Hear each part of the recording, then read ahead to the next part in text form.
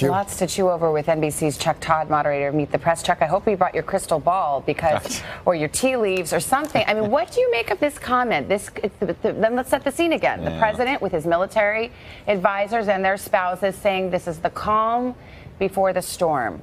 What storm? Well, I mean, look, the storm that I think he's dealing with right now the most is the storm having to do with Rex Tillerson, his Secretary of State. What to do?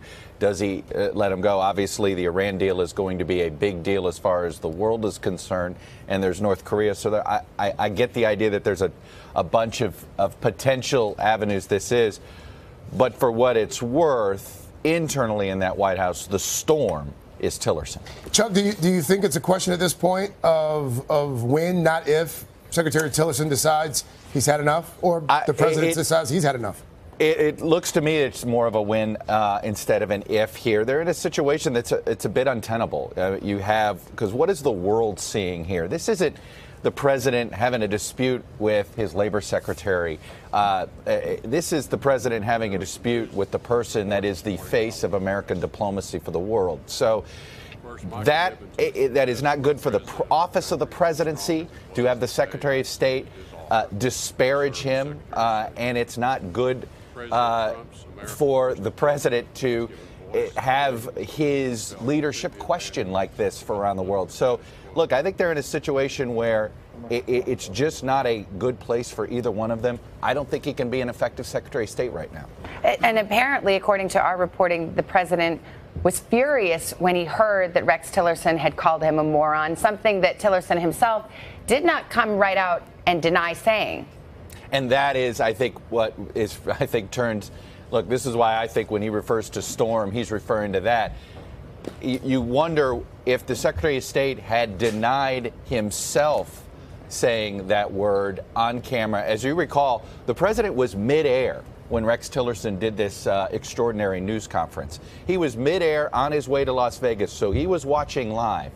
As our reporting indicates, when he didn't deny that comment, it might as well have been a confirmation, and that just amped up, I think, the president's ire even more. Of course, the State Department has denied it, but Tillerson didn't. Yeah, right. Chuck, really quickly on this, on guns, bump stocks, it looks like the conversation is changing a bit. Some Republicans in the NRA now saying that they are perhaps behind legislation that would ban these things. Do you get the sense that with this bump stock conversation that perhaps we might see even more done on guns? No, not at all. In fact, if anything, I think you will see. I will be surprised if Congress actually ever votes on this. I think the NRA, they made it clear they would prefer this to be a regulatory decision by ATF. Why would they prefer that? They don't, and by the way, I think congressional Republican leaders would prefer this. Why?